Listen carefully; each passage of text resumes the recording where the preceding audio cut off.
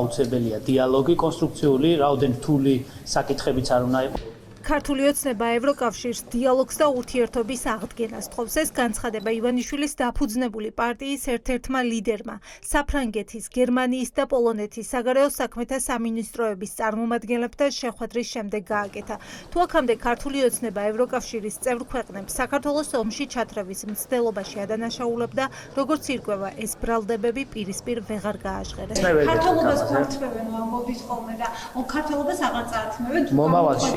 მომავალში რა იქნება მე ვერ გეტყვით, მაგრამ მე ერთი რაც გითხარით, დღეს რაც შეგვეძლო გავკეთებინა, ეს იყო რომ თავარი გზავნილები გადავეცდეთ ერთმანეთს, რომ დიალოგი არის აუცილებელი. დღესაც ხედავთ მათი მხრიდან ომში ჩათრევის საფრთხეს? ვისი მხრიდან? ამ ქვეყნების მხრიდან. ფაქტია, რომ ევროკავშირში რამდენიმე სახელმწიფოს პოლიტიკურ ძალებს და ასე შემდგომ აქვს ისეთი ინტერესები, სურვილები, რაღაცა ქმედებების განხორციელებით საქართველოს მხრიდან, რაც საქართველოს აუცილებლად შეიყვანს რუსეთთან დაპირისპირება შეიძლება. მაგრამ კიდევ ერთხელ ამაზე ჩვენ დღეს დისკუსია არ ქონია. ვერაფერი უთხრეს ვერც გერმანიის ელჩს. ლევან მახაშვილი პიტერ ფიშერის პირისპირ იჯდა. თუ აქამდე მას ქვეყნის შიდა საქმეებში ჩარევაში, ვენის კონვენციის დარღვევაში ადანაშაულებდნენ, ახლა არაფერი უთხრეს. ოცნებას ახლა ფოკუსი დიალოგის აღდგენაზე აქვს. დღევანდელი შეხვედრა უთხარით რომ მე ჩემი შეფასებებით უთხარი რაც იყო საჭირო გერმანიის ელჩს მტრის ხატად ასახელებთ და ხატავთ და ახლა მეგობრული შეხვედრა იყო? მეგობრული შეხვედრა იყო ვაიმარის სახელმწიფოების წარმომადგენლებთან ამას ვამბობ. მაგრამ ხო, კი ბატონო, და გაგრძელდება მათთან კომუნიკაცია, მათთან თანამშრომლობა. საქართველოს ხელისუფლებას შეგნებულად არღვევს ევროკავშირის წინაშე აღებულ ვალდებულებებს. ეს არის ვაიმარის სამკუთხედის ქვეყნების ბოლო განცხადება საქართველოში ვიზიტამდე. ქართული ოცნება ვაიმარის სამკუთხედის ქვეყნების მხრიდან კრიტიკის ობიექტი არაერთხელ გახდა. ბოლოს 10 მარტს პარტნიორებმა გააკრიტიკეს გრანტების შესახებ კანონის გამკაცრებასა და ხელისუფლების არაღიარების შესახებ საქართველოში მიღებული კანონების გამო. არავითარი დალაგება ქოცურ ფასად არ იქნება. თუ კი ქართული ოცნების რეჟიმს სურს რაიმე ტიპის ნორმალიზება, იქნება ეს ევროპულ კავშირთან თუ საერთაშორისო თანამეგობრობასთან, მათ მოუწევთ კონკრეტული ნაბიჯების გადადგმა.